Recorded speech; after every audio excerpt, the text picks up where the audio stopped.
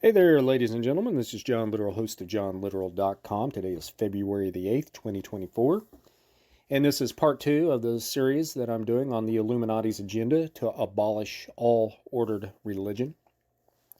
The last video I did, part one, I talked about how the cult, which is this cult that's been around since the beginning of civilizations, going back to, they're the ones that's basically controlled the world since the ancient Sumer, ancient Babylon, ancient Egypt. And so in my last video, I talked about how this cult was the one that was in control of the Roman Empire. And during that time, Jesus came along, and I do believe, I'm not going to make the case right here, but I do believe in the historical Christ, historical Jesus. Not necessarily the version of Jesus in churchianity today. But I definitely believe that Jesus came along and taught this revolutionary way of thinking. And I talked about, like I said, I talked about that in my last video, and I do recommend, if you haven't listened to part one, it's kind of a long video, but the information in it is something that I think is very important in order to connect the dots on, what's going on today. And especially with the Roman Catholic Church and Christianity. I wrote about Christianity and the infiltration of it and everything in my book called The Antichrist and Its Cult, and also wrote about it some in my book called Confessions of a Freethinking Christian. I'm also writing about it now in my upcoming book called The Illuminati Playbook. But the Roman Catholic Church was established, and Christianity was hijacked at that time. Jesus comes along, he teaches, prior to that, Jesus comes along, he teaches internal control, that God is our lawmaker. This cult that had controlled the world all that time before had external control. They had the population believing that they were descendants of the gods, that they believed, and they still believe, that humanity is nothing more than human cattle, and that they have the right to rulership, and that everybody should be slaves to them. That's always been their belief. You see that through all these different rulers of the world. And so, unfortunately, a lot of the people believed it.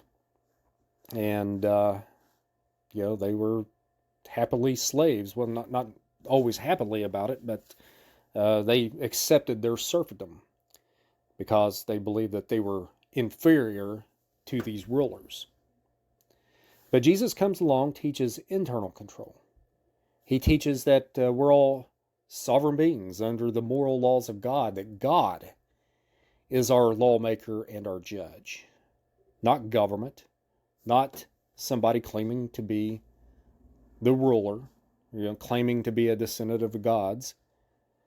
And so this way of thinking was revolutionizing the minds of the people at the time. And what it was doing, it was taking a lot of power away from the Roman Empire. And this cult realized, hey, we're going to have to do something about this. So they tried killing Christians, through persecution, martyrdom, and stuff. And that actually backfired. As like I quoted in my last video, Tertullian of Carthage from the 2nd century. He wrote to and was telling, the rulers of the day that every time you mow us down, our numbers increase. The blood of Christians is a seed. And so, since killing Christians wasn't working and was backfiring, they came up with a plan of infiltration and co-opting. And so, 325 AD, you had the Emperor of Rome, who claimed that he converted to Christianity, which was a joke, but it worked. They were able to convince the bishops of the church that he was sincere. So Constantine gets all these bishops from the church from all around to come together and proclaim dogma. So this was the merging of the ruling class with the priest class of Christianity. And they institutionalized Christianity, and that was, really one of the worst things that could have happened to Christianity. And it took it from being internal control back to external control. And so, all these other Christian sects around at the time were declared to be heretics and apostates and so on. And so, a lot of their writings were destroyed. And, and that's the problem. I hear Catholics and Christian Orthodox and stuff bragging about how, they have apostolic succession and, their way of, and I used to be there myself. I was a hardcore Roman Catholic and a hardcore Eastern Orthodox. I was a Catholic for 10 years and I was a Eastern Orthodox for 2 years. And so trust me, I know where they're coming from because I was there and I was very passionate about it. But, they claim that, Roman Catholicism or Eastern Orthodoxy is Christianity that's been taught going all the way back to Christ. And they've got writings to prove that, the early church fathers, without a doubt. And, but the problem is, yes, there was other forms of Christianity. There was other kind of like denominations. But there were other groups of Christians that their writings were destroyed for the most part. We don't really know exactly what they taught and believed other than the secondhand information that comes from the early church fathers who opposed them. So we really don't have necessarily an accurate view of what their beliefs were and why they believed it. All we have is some secondhand information, and we're told that was, heresy and stuff, and apostasy, and schisms and all that. And so, anyway, going back to Constantine, that's where the merger of Christianity and the ruling class, and they institutionalized Christianity at that point. And so, the church, the Catholic Church, for since that time, that's where the power's been for the most part. And so they were the ones that were behind the old world order. And so it served its purpose for the cult for a very long time. They had a lot of power, through the Roman Catholic Church, through the papacy, and this institutionalized Christianity. But as time came on, for a couple different reasons, the cult realized that they were going to have to change some things up. Because, for one, the people were realizing that this power structure was a crock. Especially, with the ruling class, that, the ruling class, this idea of, being ruled based on who had sex with who was a crock. So, they were going to have to change the form of government from kingship and kings and queens and monarchies and all that kind of stuff, and change it into the kind of form of governments that we have today. Instead of being ruled by just one person in a kingdom, it's going to have to be set up to where, it's going to be ruled by multiple people in order to get the people to, convince that they have a say-so in, in all these so-called elections and stuff.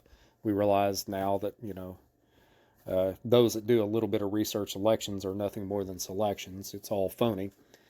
But that's the kind of power that the cult, that's the kind of power structure that they wanted to transition into, from monarchies and kings and queens and into governments that we have. But the monarchies and stuff, they worked right along with the Catholic Church and the papacy. That's how they controlled things. The especially the Vatican has, through their banking, and, they're actually, the Vatican bank's been controlled by the Rothschild banking system, which is Illuminati. But, so that was the problem with the Catholic Church is, that was still, the Catholic Church, the Vatican, was still operating in more the old world order type of fashion. So they had to, so the cult eventually set out to destroy the Catholic Church.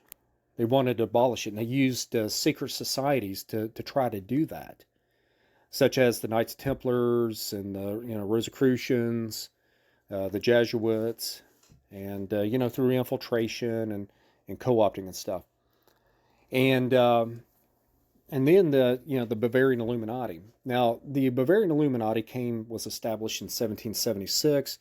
That's when the cult commissioned Adam Weishaupt to come up with a plan to transition from the old world order into the new world order. And so, that plan accomplished the job. Now, they didn't destroy the Catholic Church outright, but I'll get into that. I'll talk about the papacy and how that was infiltrated and co-opted through Freemasonry and the Illuminati. I'll talk about that probably in my next video on this. It'll be a part 3. But what I want to focus on in this video here, in part 2, is the prototypes of the Bavarian Illuminati, especially 3 key secret societies that leading up to the Bavarian Illuminati in 1776. And one's the Knights Templar, the other is the Jesuits, and then the Sabbatean Frankists. Now, there has been other secret societies as well, but I want to focus on these 3 because, like I said, they're more like prototypes or precursors to the Bavarian Illuminati, and they set out to destroy the Catholic Church. First they were, acted like they were allies to the Catholic Church and defenders of Catholicism. But they weren't. And that was, the papacy and, the Catholic Church figured out that they were actually enemies. And then they end up banning them. But I'll go ahead and let's talk about the Knights Templars. Like I said, the Roman Catholic Church, they had a lot of power because they had this binding dogmas and traditions. They claimed that they alone have preserved the correct teachings of Christ that can be traced all the way back to Jesus and the apostles, through what they call apostolic succession.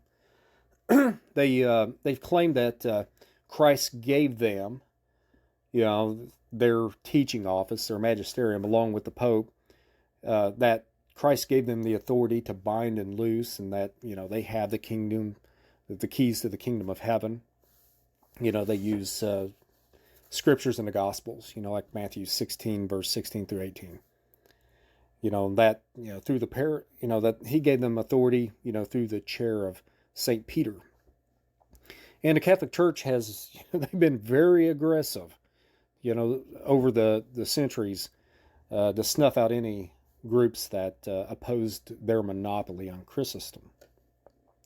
Now, following the fall of Jerusalem during the First Crusade, which was in 1099, Crusaders apparently found some verification of heretical ideas that supported the elder traditions, especially those originating in southern France. It was this conflict that led to the creation of secret societies, that use secrecy to be used as protection from the Roman Church. And so this group, the Knights Templars, brought back more than just heretical hearsay. They reportedly returned to Europe with hard evidence of error and duplicity in church dogma. So over time, they became known as heretics and blasphemers in an attempt made by the church to exterminate them.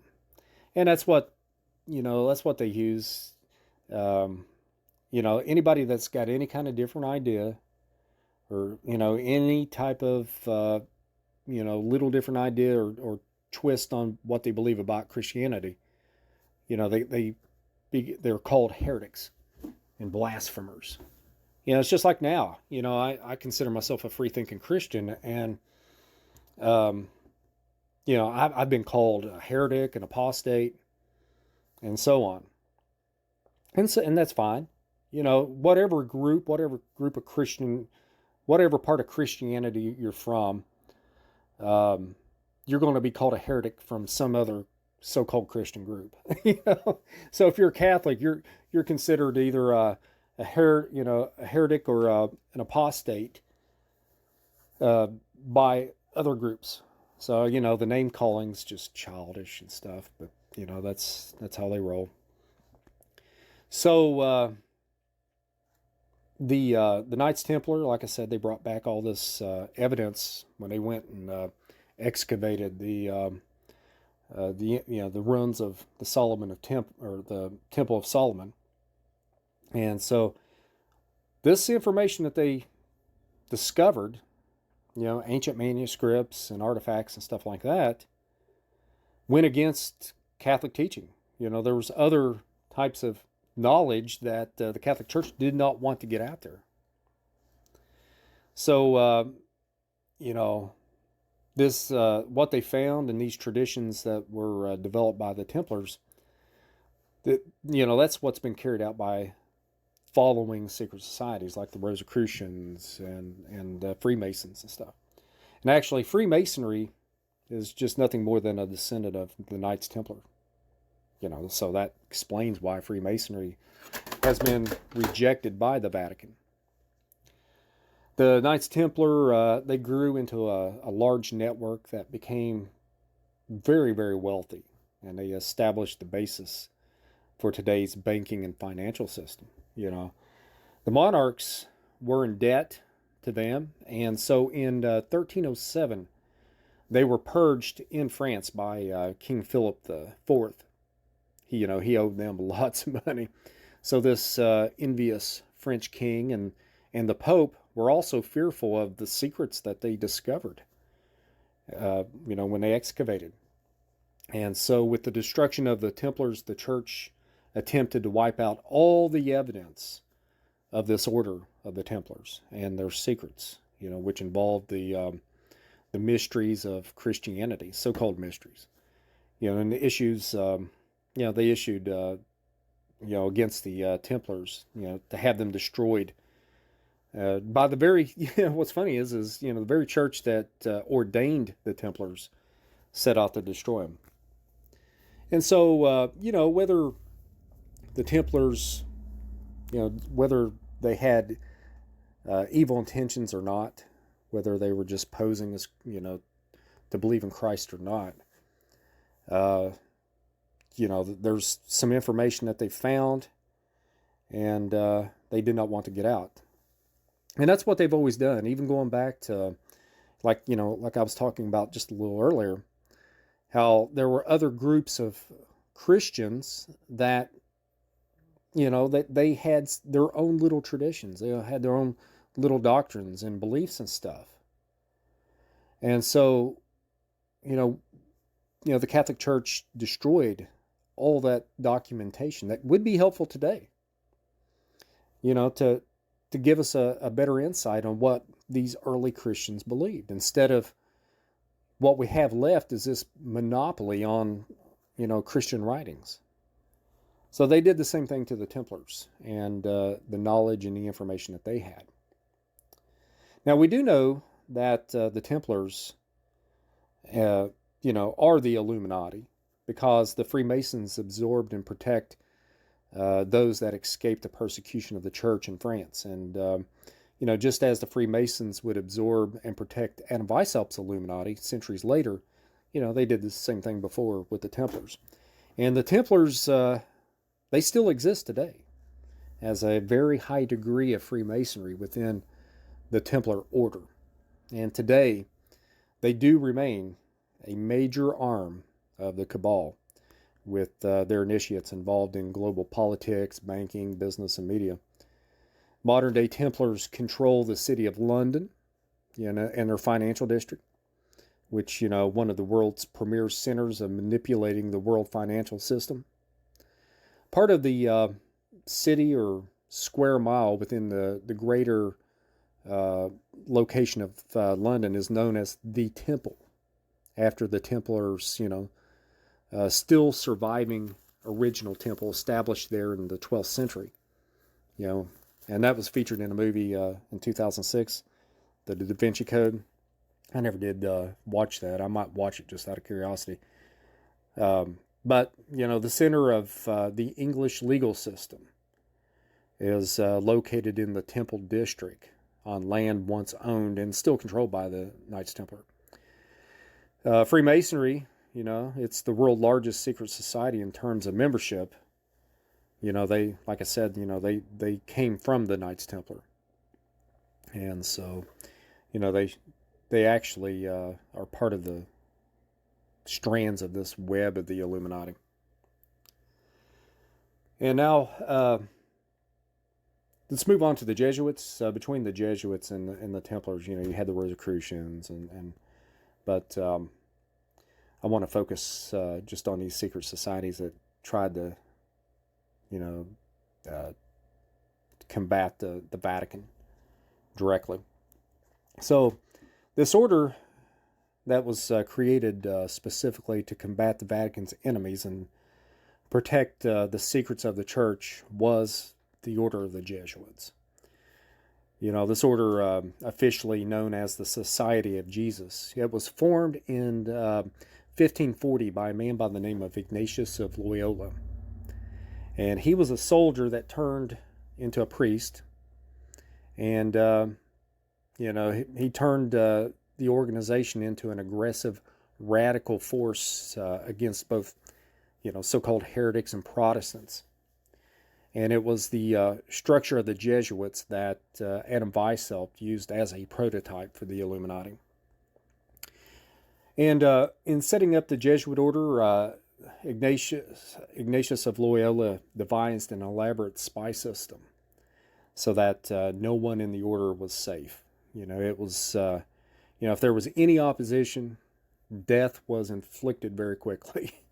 And the Jesuit order not only became a destructive arm of the Roman Catholic Church, but developed into a secret intelligence service.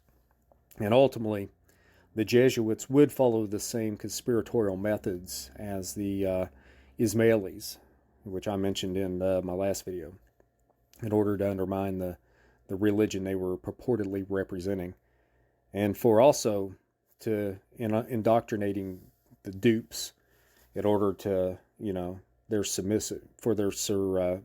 subversive mission, and following and taken from the oath of the Jesuits. Now, David Livingstone says, quote, "You've been taught to insidiously plant the seeds of jealousy and hatred between communities, providences, states that were at peace, and incite them to deeds of blood, involving them in war with each other, and to create revolutions and civil wars in countries that were independent and prosperous, and cultivating the arts and the sciences, and enjoying the blessings of peace." Now, this is coming from the Jesuits. This is what, they expected. To take sides with the combatants and to act secretly with your brother Jesuit, who might be engaged on the other side, but openly opposed to that with which you might be connected, only that the church might be the gainer in the end, in the conditions fixed in the treaties for peace, and that the end justifies the means. See, when I read that, and that is, what the Jesuits expected, the higher level expected from, their members, that's, you could tell Adam Weishaupt definitely copied that. And he was a Jesuit, which I will go into here in a little bit. In fact, you find in the protocols that the Jesuits were mentioned in there, and I'll share some really cool information that researcher Michael Tessarion talks about, but I'll get that in here in a little bit. Now, Ignatius of Loyola had appeared before an ecclesiastical commission in 1527, and he was charged with having sympathy with the, they were called the Alumbrados, which is Spanish for Illuminati. So, the name Illuminati at least goes back to, the 1500s. And, they were a mystical sect with basically the same beliefs as the later Sabbatean Frankists, which I'll talk about here in a little bit. Sabbatean Frankists with their connection to the satanic religion of Babylon.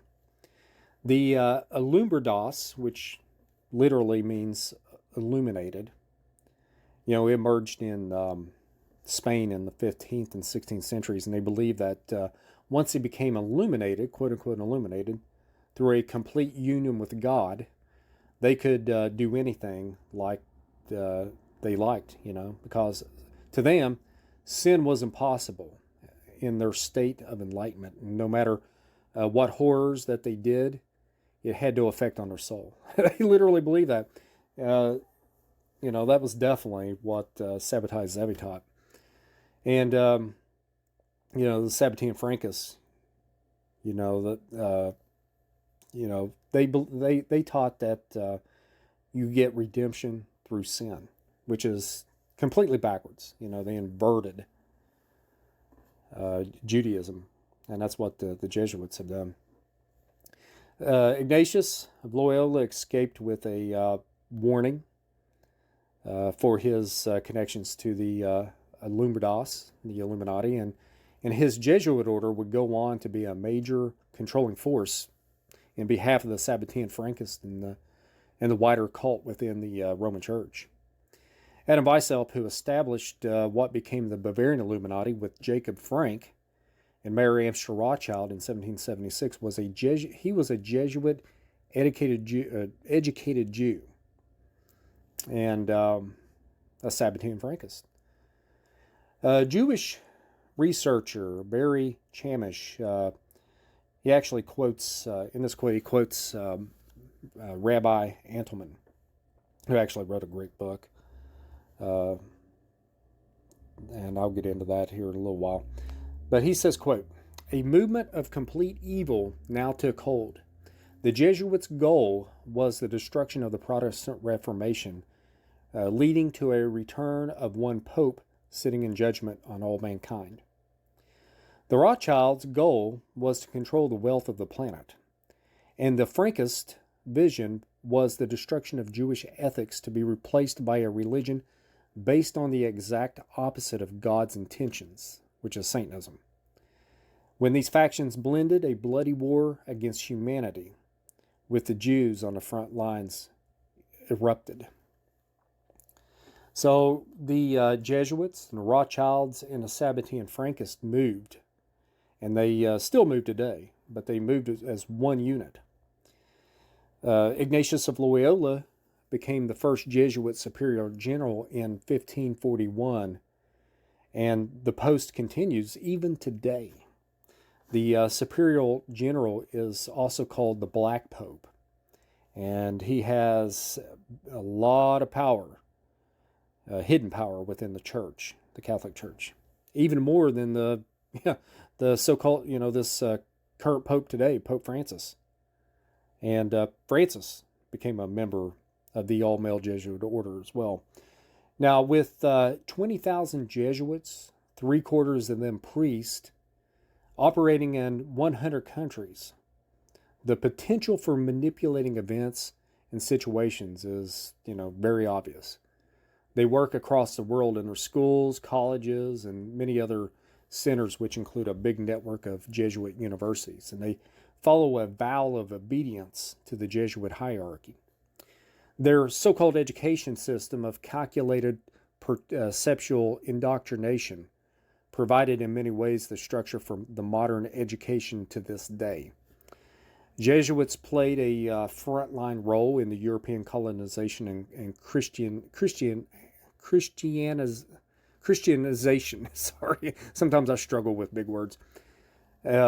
of native lands around the world and the mass murder of the Inquisition. They engaged in political manipulation whenever they located to advance their own power and agenda.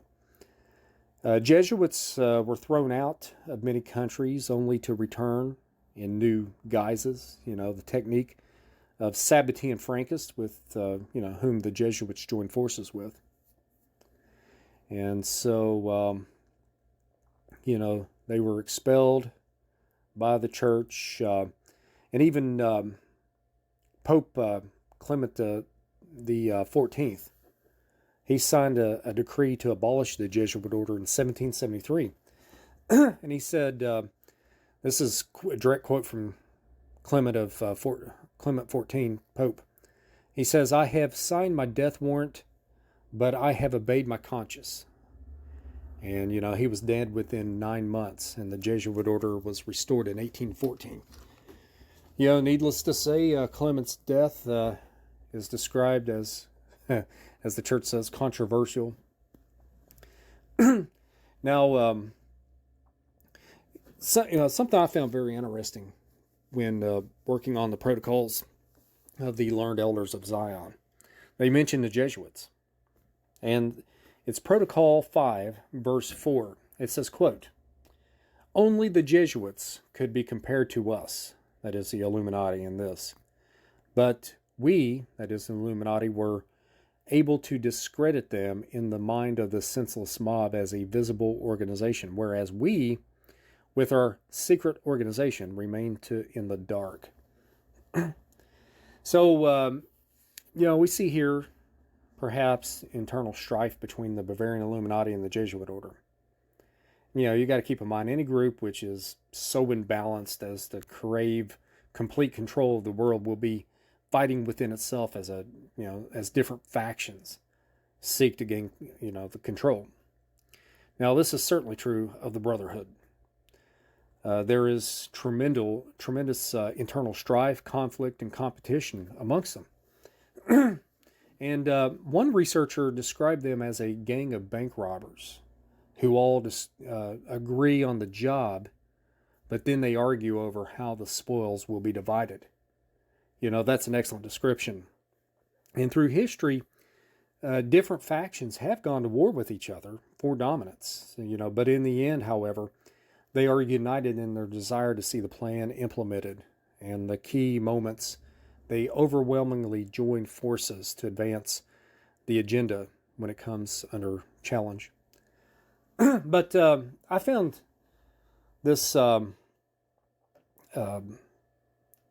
webpage or this document that Michael Tessarion wrote. This really fascinates me.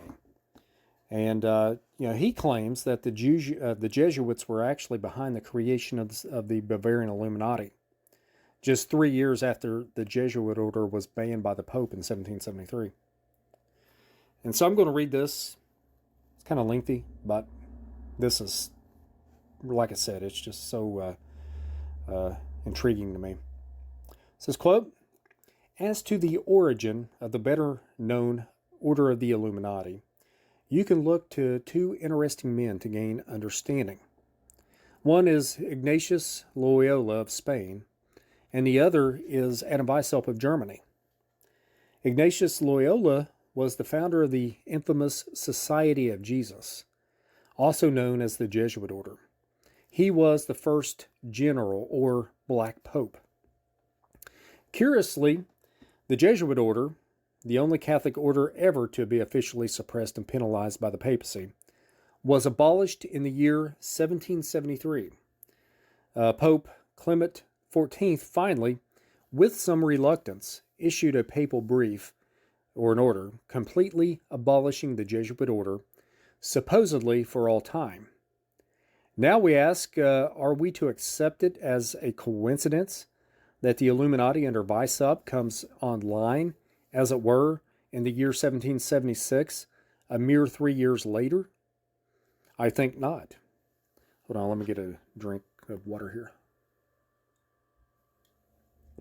Now, the Jesuits had been in trouble with several powerful monarchs in Europe, and South America for over 10 years before the ban was issued.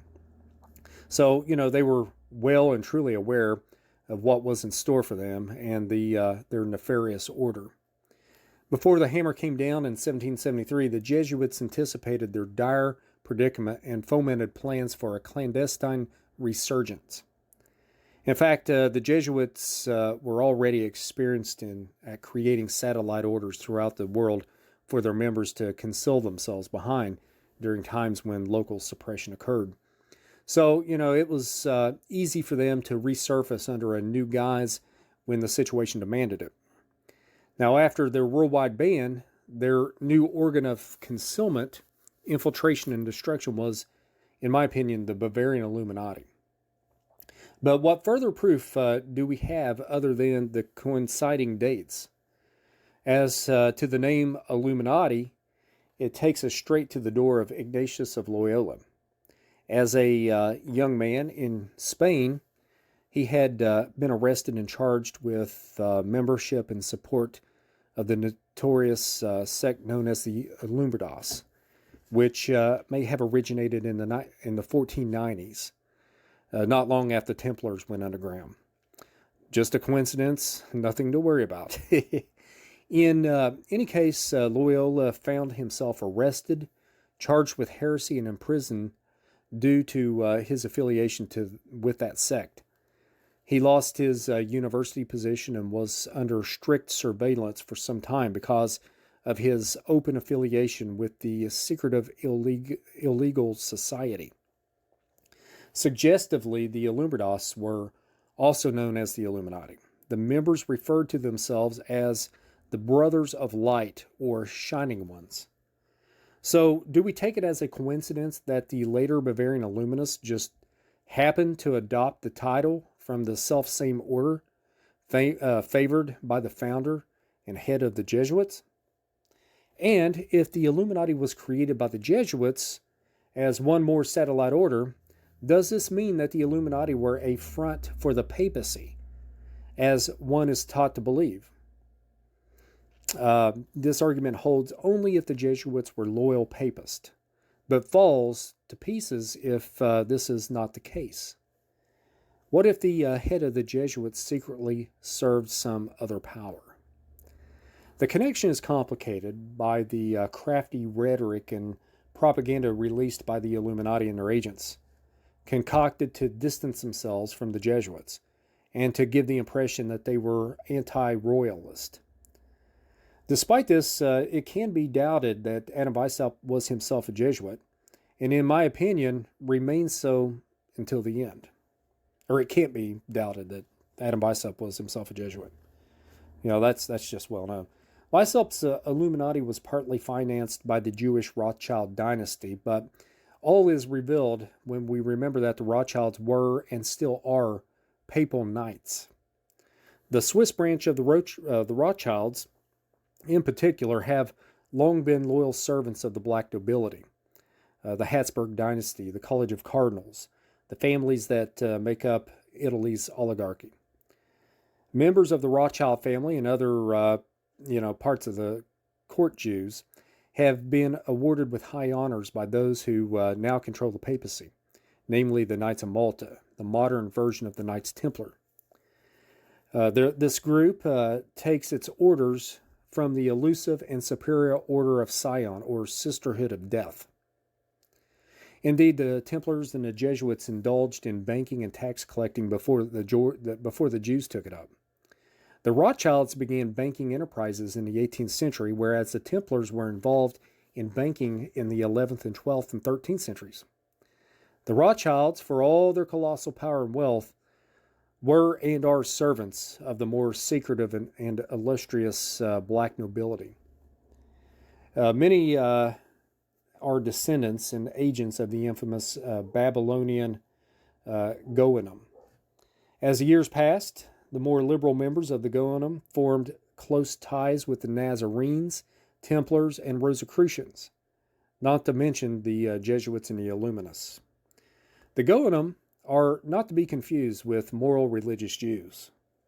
Once this is understood, a lot of missing pieces of the puzzle fall into place. The Jews have historically been used as a hidden order of the Catholic Church. They do things that the Catholic Church does not like to be seen doing. Jews are perfect for the job. As long as the people rail against the Jews, and as long as they rail back at their attackers, then no one will look beyond the Jews, and that is where the body is buried. Richard Kelly Hoskin, that was actually a quote from Richard Kelly Hoskin, in his book, In the Beginning, The Story of the International Trade Cartels. Also, he says that the Jews appear as abject servants of the Catholic Church. To the Alpha Jews, the door of the church corporation stands open wide. There are countless Jewish priests, scores of Jewish cardinals and bishops, and some like the Anaclet II, Gregory the VI, and Gregory II, who became popes. Now, as the Templar-Jesuit relationship, Loyola, Francis Xavier, and other early Jesuits wrote that they were intentionally organizing their fledgling society along the lines of the Knights Templar, the renegade, once Catholic order suppressed by the Church in the 14th century. So why would the situation have been different in the 18th century when the curtain was temporarily brought down on the Jesuits by a higher authority? I do not think that it was different. I think that the Jesuits simply adopted the structure of their parent order, that is, the Templars. I also believe that it was Templar agents within the Vatican who, during the reign of Pope Pius VII, worked to overturn Pope Clement's ban and restored the Jesuits legally to their original prominent station.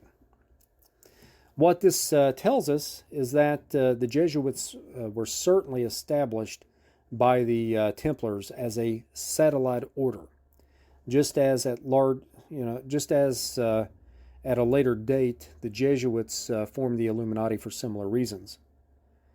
Posing as ardent papists, the Jesuits remained secretly loyal to their secretive Templar master, who, through their chief agent, that is the clerks and clerics, subverted numerous organizations throughout Europe and the world.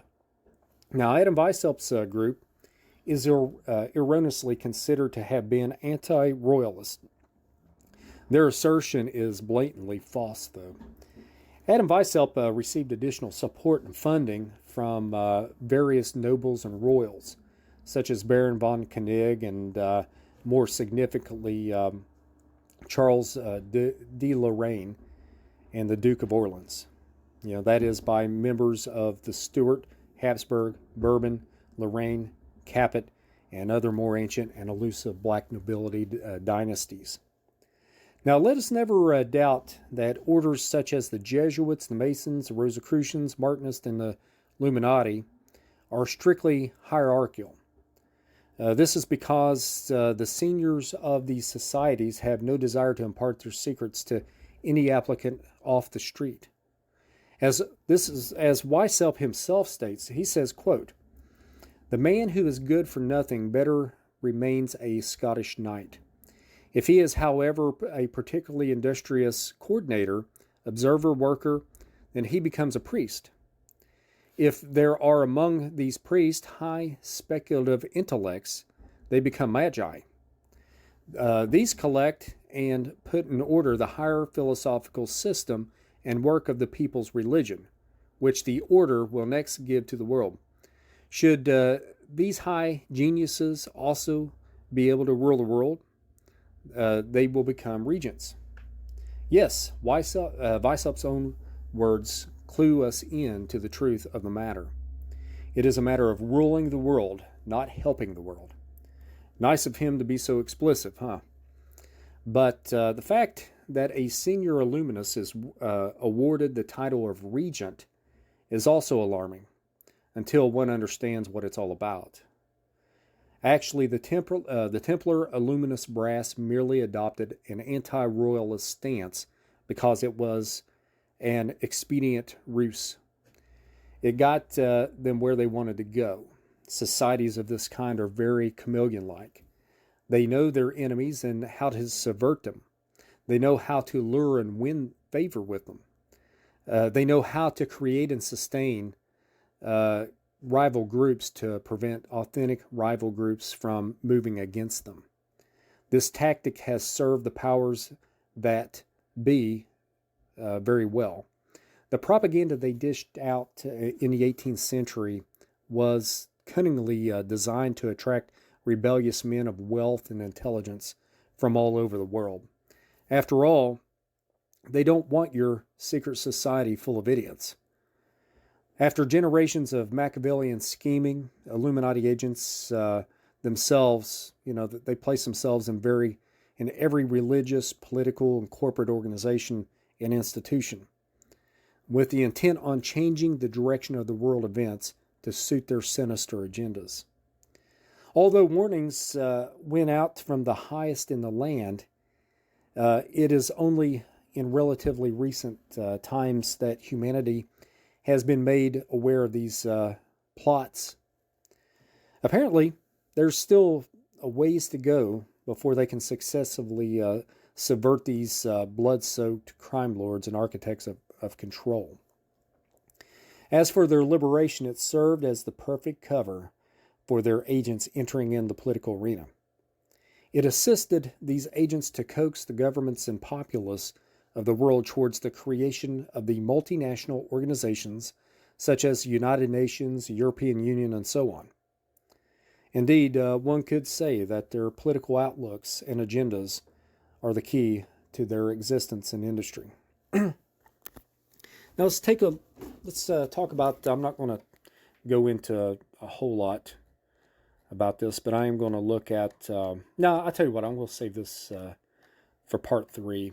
I was going to talk about the Sabbatean Frankists, but I've been talking here for, almost 48 minutes. So anyway, I'll go ahead and end the video. I do want to recommend, if you're listening to this video on BitChute, please check out my YouTube channel.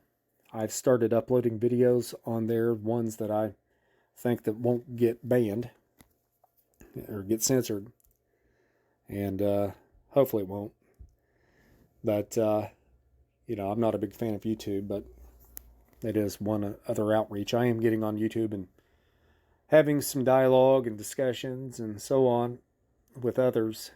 And but anyway, and if you're listening to this on YouTube, check out my BitChute channel. I will leave a link in the description box for that. And BitChute's a really good platform for free speech, and I've been using that for a long time. You'll find a lot of my videos that I've done within the last 4 years on BitChute. And so anyway, folks, take care and have a good day.